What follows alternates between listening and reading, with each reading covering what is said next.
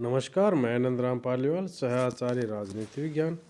आज इस वीडियो में लोकतंत्र के प्रकार और लोकतंत्र की सफलता के लिए कौन कौन सी आवश्यक परिस्थितियां होनी चाहिए, इसके बारे में चर्चा करेंगे। पहले हम चर्चा करते हैं लोकतंत्र के प्रकार। साधारणतः लोकतंत्र के दो प्रकार होते हैं, प्रत्यक्ष लोकतंत्र और दूसरा अप्रत्यक्ष या प्रतिनिधिमूलक लोकतंत्र। प्रत्यक्ष लोकतंत्र प्रत्यक्ष लोकतंत्र का अत्यंत विशुद्ध स्वरूप वह है जिसमें जनता और सरकार में कोई अंतर नहीं होता है। सरकार और जनता एक ही होती है। यदि किसी भी महत्वपूर्ण समस्या पर निर्णय लेना होता है तो सारी जनता इकट्ठी होगी और फिर निश्चय करेगी कि उसे क्या करना है, किस प्रकार का निर्णय लेना है। स्पष्टता इस प्रणाली में जनता या निर्वाचक मंडल तथा व्यवस्थापिका में कोई पृथक्करण नहीं होता। अवसर उपस्थित होने पर समस्त जनता व्यवस्थापिका के रूप में कार्य करती है। जैसे कि हम सभी जानते हैं, सरकार के महत्वपूर्ण 3 अंग होते हैं, कार्यपालिका, व्यवस्थापिका और न्यायपालिका।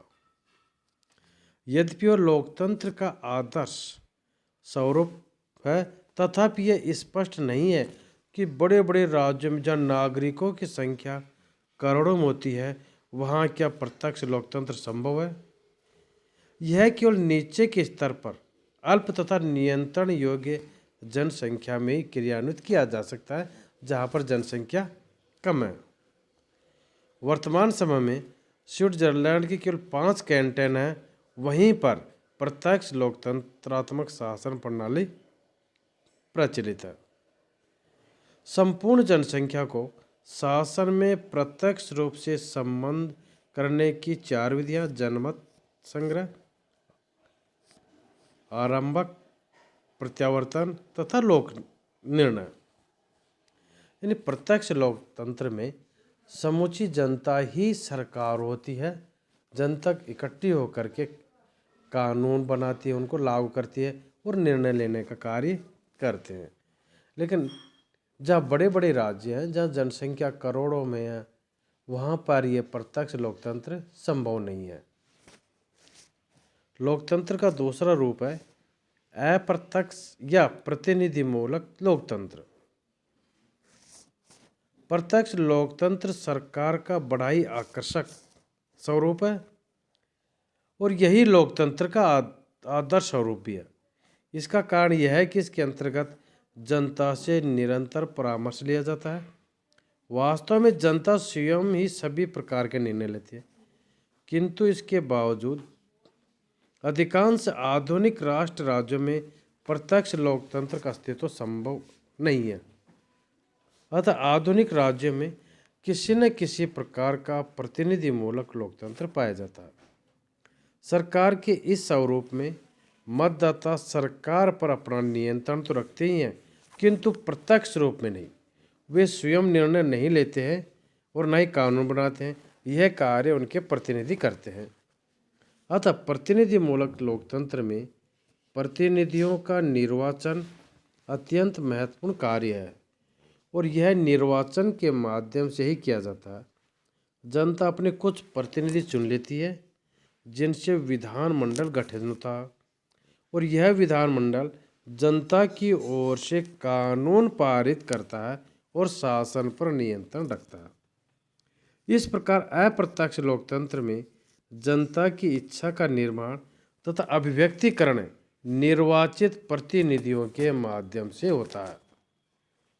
जे.एस. मिल ने जो इस प्रकार की शासन प्रणाली का प्रबल समर्थक था, प्रतिनिधि लोकतंत्र की परिभाषा इस प्रकार की है कि यह है एक ऐसा शासन है जिसमें सारे की सारी जनता या फिर उसका बहुसंख्यक भाग शासन सत्ता का प्रयोग समय समय पर चुने गए अपने प्रतिनिधियों द्वारा करता है।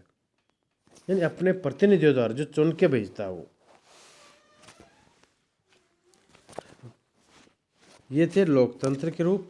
अब हम चर्चा करेंगे लोकतंत्र की सफलता के लिए आवश्यक शर्तें।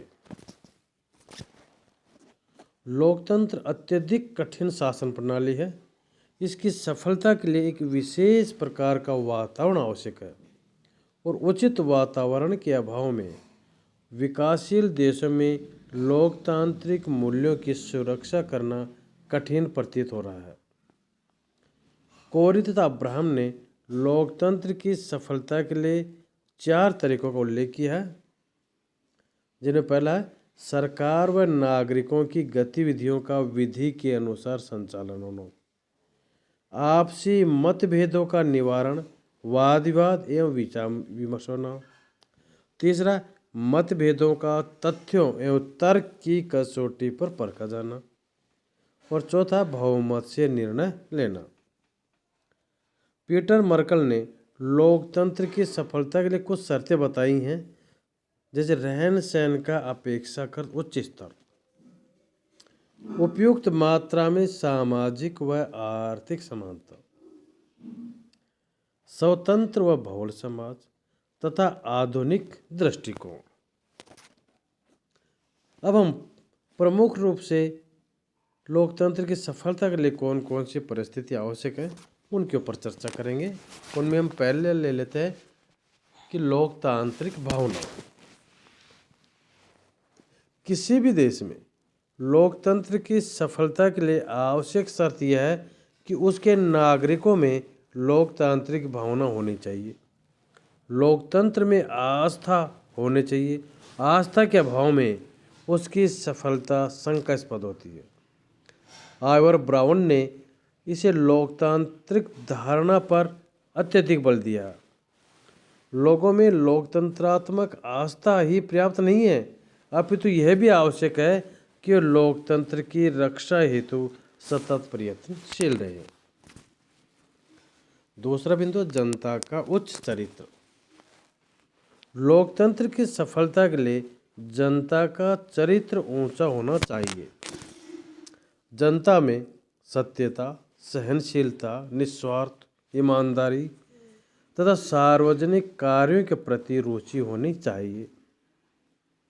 लावेल ने कहा है कि लोकतंत्र यदि ऐसे नागरिकों का निर्माण कर सके जो जाति बिरादरी के संकीर्ण विचारों से ऊपर उठकर संपूर्ण राष्ट्र के हित को अपने सम्मुख रखे, जो भविष्य के सुख को दृष्टि में रखकर वर्तमान समय में सभी कष्टों का सामना कर सके, जो दूरदर्शिता एवं धैर्य से काम ले और जो योग्य व्यक्तियों को ही अपने प्रतिनिधि बनाकर भेजे, तो लोकतंत्र की जड़ को भयंकर तूफान भी नहीं हिला सकता।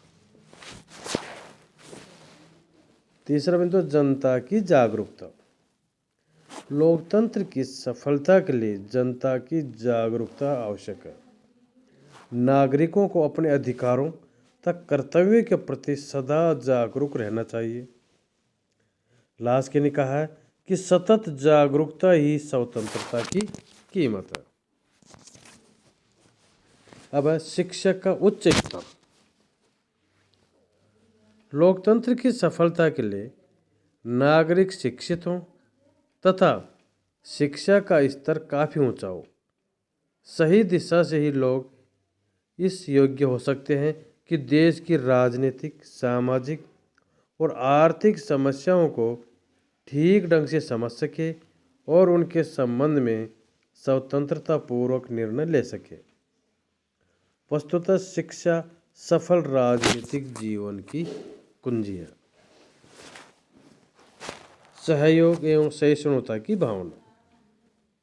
लोकतंत्र की सफलता के लिए नागरिकों में सहयोग एवं सहिष्णुता के गुण होने चाहिए।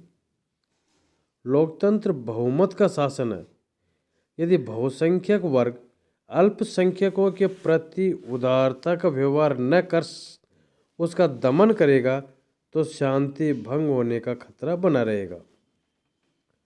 दूसरी ओर अल्पसंख्यकों का भी एक कर्तव्य है कि बहुसंख्यक शासन का अवैधानिक तरीकों से विरोध न कर सहयोग की भावना से काम करे। अगला, प्रबुद्ध लोकमत। लोकतंत्र की सफलता की एक अन्य आवश्यकता प्रबुद्ध लोकमत है। लोकतंत्र लोकमत द्वारा शासन है। प्रबुद्ध एवं सजग लोकमत का शासन पर गहरा प्रभाव पड़ता है। स्वस्थ एवं शक्तिशाली लोकमत लोकतंत्र का प्रहरी है। स्वतंत्र और ईमानदार प्रेस। स्वतंत्र प्रेस का होना लोकतंत्र के लिए अनिवार्य है। इसकी सफलता के लिए यह आवश्यक है कि लोगों को निष्पक्ष और सत्य समाचार प्राप्त हों। स्वतंत्र और निष्पक्ष प्रेस जनता को तथ्यों और घटनाओं से परिचित कराता है और साथ ही जनता की शिकायतों को सरकार के सामने रखने में भी सहायता देता है। इस प्रकार स्वतंत्र ईमानदार प्रेस के माध्यम से जनता और शासन के बीच स्वस्थ संबंध कायम किए जा सकते हैं। अगला बिंदु है स्वतंत्र न्यायपालिका। स्वतंत्र प्रेस की भांति ही स्वतंत्र न्यायपालिका के बिना भी लोकतंत्र सफल नहीं हो सकता। स्वतंत्र न्यायपालिका लोकतंत्र की रीढ़ है। न्यायपालिका नागरिकों के अधिकारों की रक्षक होती है, किंतु यह कार्य वह प्रभावशाली ढंग से तभी कर सकती है कि जब वह स्वतंत्र हो और कार्यपालिका उसके क्षेत्राधिकार में हस्तक्षेप नहीं करे। और यदि कार्यपालिका न्यायपालिका के क्षेत्र में हस्तक्षेप करेगी तो स्वतंत्र रूप से न्यायिक निर्णय नहीं कर सकेगी और इसे लोकतंत्र को खतरा हो सकता है। अगला, संपत्ति के वितरण में विषमता का लोभ। लोकतंत्र तभी पनप सकता है जब देश में आर्थिक समता, आर्थिक समानता की स्थापना हो। किसी ऐसे देश में जहाँ अधिकांश लोग निर्धनता का जीवन व्यतीत करता हो और कुछ लोग विलासिता का जीवन व्यतीत करता हो, वहाँ लोकतंत्र शासन सफलतापूर्वक नहीं चल सकता। जब तक नागरिक जीविकोपार्जन के साधन जुटाने के झंझट से मुक्त न होंगे, स्वतंत्र लोकतंत्र संस्थाएं सुदृढ़ नहीं हो सकती। अब प्रभावशाली विरोधी दल। शक्तिशाली और प्रभावशाली विरोधी दल के अभाव में लोकतंत्रात्मक सरकार निरंकुश और लापरवाह हो जाती है तथा वह अपनी सत्ता का दुरुपयोग करने लगती है। विरोधी दल सरकार को निरंकुश होने से रोकता है और सत्ता को दुरुपयोग करने से भी रोकता है। विरोधी दल आलोचना के द्वारा सरकार को सतर्क रखता है, सावधान रखता है, ताकि वह अपना कार्य ध्यानपूर्वक एवं भली भांति करे। जे बंदोपाध्याय के अनुसार बंदी शिविर, सैनिक शासन, गुप्त पुलिस और सशस्त्र विद्रोह तानाशाही देशों के मुख्य लक्षण हैं। लोकतंत्र में संसदीय विरोधी दल इन लक्षणों की जगह एक विकल्प प्रस्तुत करता है। स्थानीय स्वशासन। स्थानीय स्वशासन की स्थापना लोकतंत्र की सफलता की एक अनिवार्य शर्त है। स्थानीय स्वशासन लोकतंत्र की प्राथमिक पाठशाला है। एक साधारण नागरिक राष्ट्रीय विषयों की अपेक्षा स्थानीय मामलों में रुचि रखता है। स्थानीय स्वशासन संस्थाओं में भाग लेने से उसे शासन कला की शिक्षा प्राप्त होती है, जो आगे चलकर राष्ट्रीय शासन में भाग लेने हेतु उसमें अभिरुचि उत्पन्न करती है। सामाजिक एवं राजनीतिक क्षमता। लोकतंत्र की सफलता के लिए ये आवश्यक है कि सामाजिक एवं राजनीतिक क्षेत्रों में पूर्ण समानता हो। समाज में छोटे बड़े, ऊंच नीच, छूत अछूत, धनी निर्धन, ये भेदभाव नहीं होने चाहिए। यदि एक समाज में एक तरफ विशेषाधिकार प्राप्त वर्ग हो और दूसरी तरफ शोषित, पीड़ित, पद दलित वर्ग हो तो वहाँ लोकतंत्र कभी सफल नहीं हो सकता। इसी प्रकार बिना किसी भेदभाव के सभी को मत देने का अधिकार, निर्वाचित होने का अधिकार, सरकारी पद धारण करने का अधिकार तथा कानून के समक्ष समता विद्यमान होनी चाहिए। तो ये थी लोकतंत्र की सफलता के लिए आवश्यक शर्तें। धन्यवाद।